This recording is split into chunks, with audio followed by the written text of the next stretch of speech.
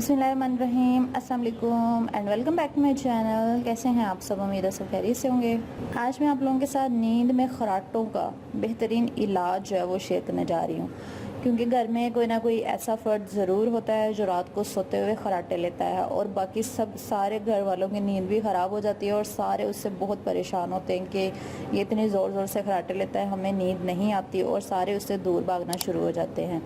और खराटे लेने वाला इंसान भी परेशान होता है क्योंकि उसका तो बस नहीं चलता और उसको पता भी नहीं चलता जब वो नींद में होता है तो क्या वो हो रहा है, उसको नहीं पता चलता और वो खराटे ले रहा होता है, लेकिन बाकी लोगों को परेशानी का सामना करना पड़ता है। तो इंशाल्लाह आज जो मैं आप लोगों के साथ तरीका शेयर करूँगी, इससे नींद में खराटे जो है वो ख़त्म हो जाएंगे। सबसे पहले आपने करना ये कि सरसों का तेल नाक में डालना है, जो कि खराटों का बेहतरीन इलाज है।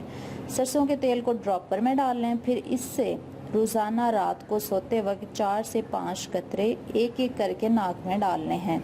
एकदम आपने नहीं डालना, थोड़ी थोड़ी देर के बाद सरसों के कतरे आपने अपने नोज़ में डालने हैं और सिर्फ सरसों का ही तेल आपने डालना है, कोई और नहीं डालना और कुछ ही अरसे में इंशाल्लाह ये खराटे ख़त्म हो जाएंगे।